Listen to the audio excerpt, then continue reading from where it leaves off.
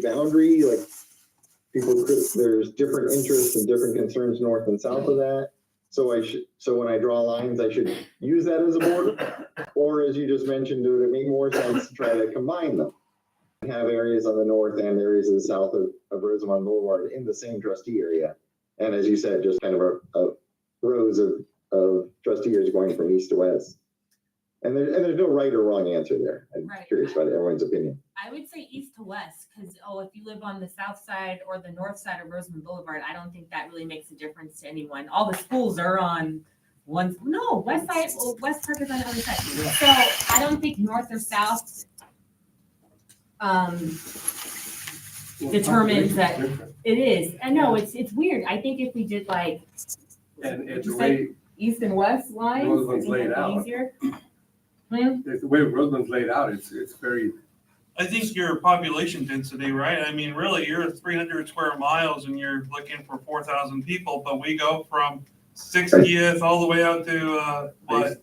270. 270, right? So all that area, you're not even going to have 4,000 people out that way. Right. And that's 200 square miles almost. That's crazy. I have a question.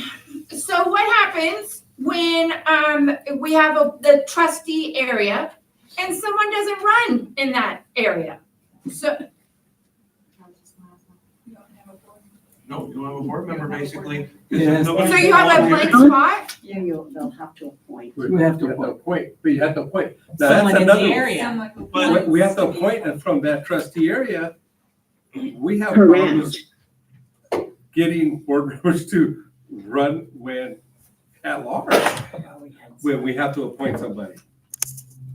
Yes, if there is no candidacies arising out of a trustee area, that's called a failure of an election.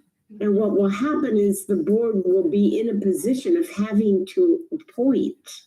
And that could also happen when there occurs a vacancy on the board. And there is a need to fill a seat. Otherwise, particular areas of the community will be without a local representative. As Dr. Johnson said, these are for electoral purposes. These are to make it easier to run for election, to run in your community. I don't know how much it costs to get elected in the school district, but hopefully this reduces what you have to do, makes campaigning easier. But once you get on the board, the focus is still on the school district. And I need to ask Dr. Gaines to bring us a little more information here. But right now you have 2 elementary schools, one on either side of 14, okay? I think we're going to have a third. So it's hard to say, well, I'm only going to worry about Tropico. Tropico's your middle school, and everybody in the district goes there. That's not a reasonable approach. You're a small community.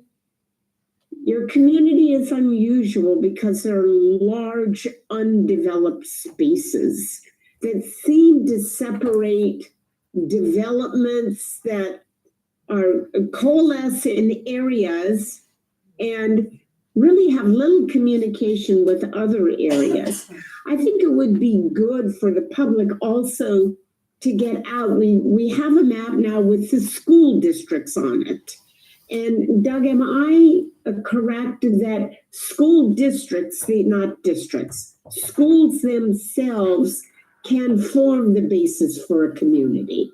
Is this Definitely. I mean, I think, remember your public mentioned the neighborhood around West Park School. Right. Certainly consider that as people identify with their local school. And so and where the school, obviously your attendance, you only have 2 elementary schools. Each attendance zone is too large for a single trustee area, but we could try to minimize how each one is divided.